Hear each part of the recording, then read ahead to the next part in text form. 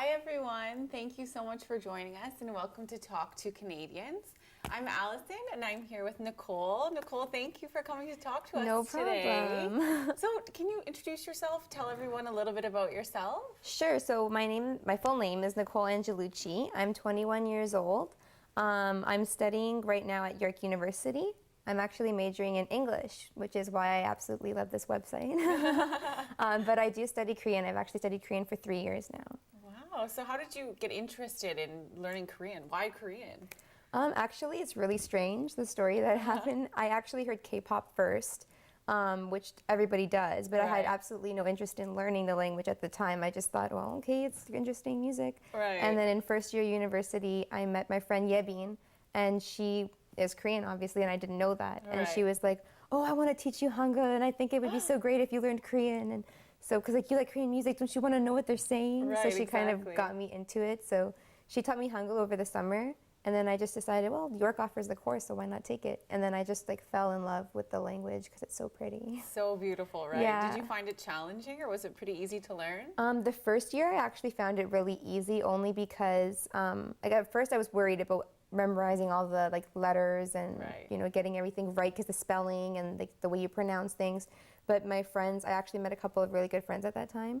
And they insisted on only speaking Korean to me at certain times. So it was very challenging, but it kind of pushed me. So the class ended up being really easy because they had taught me more advanced things. Perfect. Yeah. So what do you love about Korea? What you know about Korea? What do you love about it?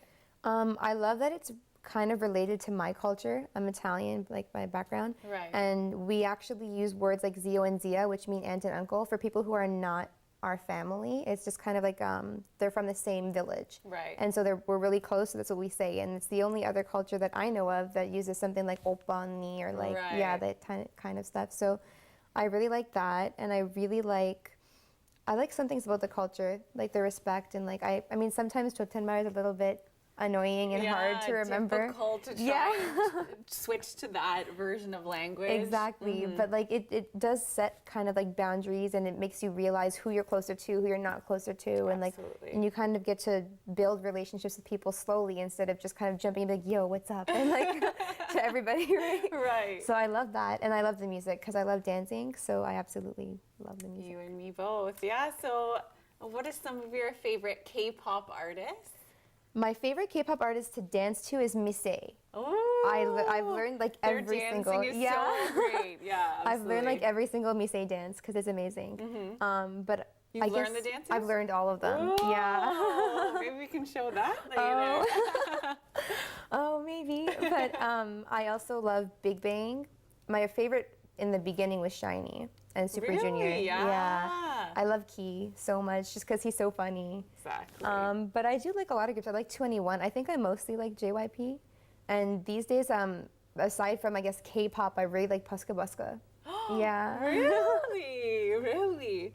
So then what do you think about the whole sensation now of Psy and Gangnam Style, now that all of this Korean pop culture and Korean music has come here? What do you think about it? I actually had a weird feeling. It was kind of strange because I thought like I would look at it and be like, oh, that's great. Like, you know, there's other people I can talk to now. And maybe they don't know everything about Korean culture, but they like Gangnam Style, right? But I actually watched, I think it was on Good Morning America, and there's a whole bunch of Americans dancing Gangnam Style, like on the roof and stuff. And I felt so weird. I was like, there's so many white people dancing to Gangnam Style. What's happening? Yeah, and I didn't think I'd have that feeling because I'm not Korean, so like I thought it would be a different feeling. It'd be a feeling of like inclusiveness, but instead I had this feeling of like I was on the outside and it felt so weird watching everybody else do it. Right. So, but it was really cool. Like now I have like my cousin asking me, like, can you translate the lyrics? I don't know what it means. Right, and like, suddenly you're so popular and everyone needs to needs a translation, right? Like, you know Gangnam Style, right? Because I heard it on the radio and I'm like, yeah, I know. That's great. So it's the culture, the Korean culture that kind of grabbed you in and kind of got you to love the language. And then there's friends and people that I actually communicate with, and there's music that I actually listen to. So exactly. Yeah. Oh, awesome. Well, thank you so much for sitting down with us today. No problem. And hopefully we'll both go to Korea together one day. Oh, that would be nice. Let's do that. Perfect. Thank you. No problem.